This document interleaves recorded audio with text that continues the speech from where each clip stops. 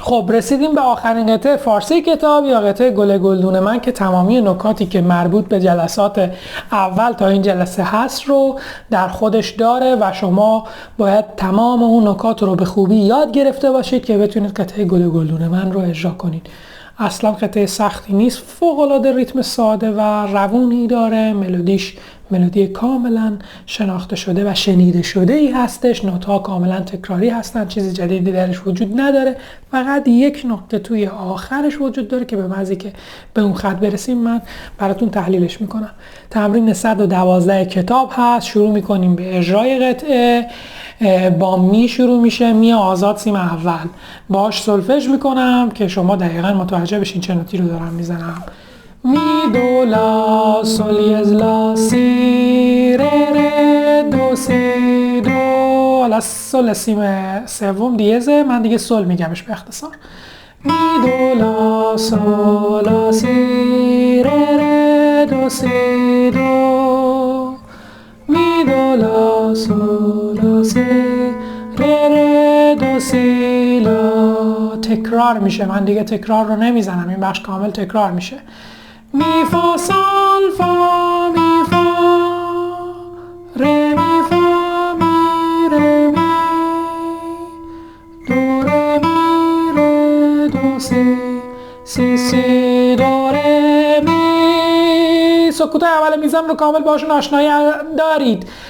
نقطه دارا هم کاملا میدونید داستانشون چیه. سیا رو دقت کنید رو به بالا، دومشون رو به بالا داریم میبینیم و اینا نباید شما رو دچار اشتباه کنه. ادامه می فا سال لا با انگشت سه مشابه قطعه جمعه. لا سال فا می فا سال لا سال فا ره می فا سال فا می دو ره می ره دو سی لا دو سی لا.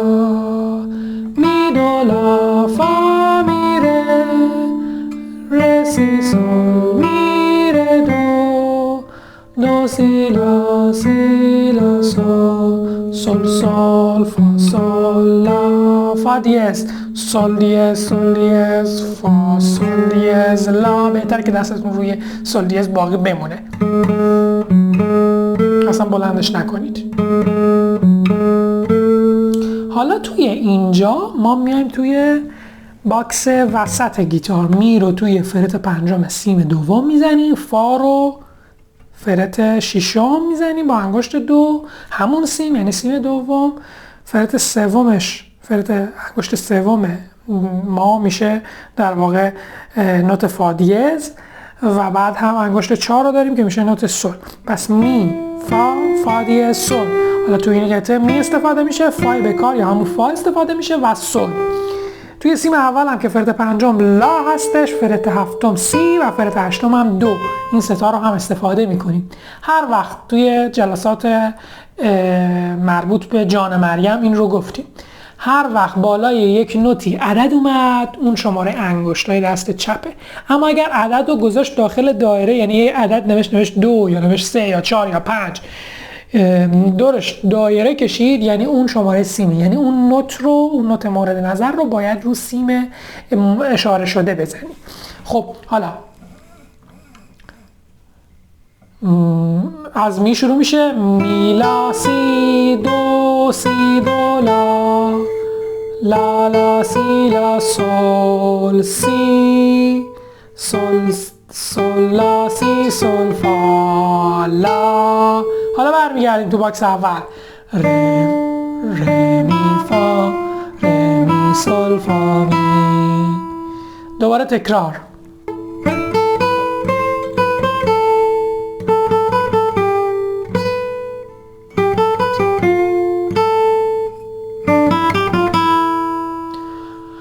میگذاریم ازش دو خط آخر.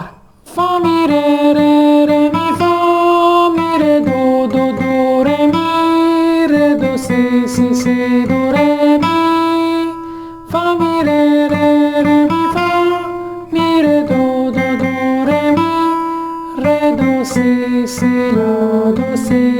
لا. ولت اول و ولت دوم هم که کامل توضیح دادیم توی درس‌های قبلی. هیچ نکته دیگه توش وجود نداره که من توی درس‌های قبلی نگفتمش. اگر نمیتونین قطعه رو بزنید ضعف و مشکلی از نطخوانی یا نوازندگی شما نیست. شما دروس قبلش رو نگذروندین، به همین سادگی. برید دروس قبلش رو نگاه کنید. من دیگه توی این جلسات آخر اصلا توضیحات اضافه نمیدم. نکته‌ای که ندیدین رو میگم، به خاطر خیلی کوتاه میشه جلسه.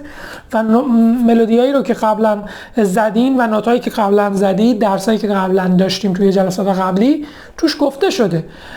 اینقدرم تکرارشون کردم که دیگه نیازی نیست اینجا دیگه تکرار بشه. توی این قطعات شما بایستی خیلی راحت اینا رو فوت آب باشید و بلدشون باشه. اگر بلد نیستین برگردین جلسات رو یک بار دیگه نگاه کنید که کامل این نکته ها اونجا گفته شده.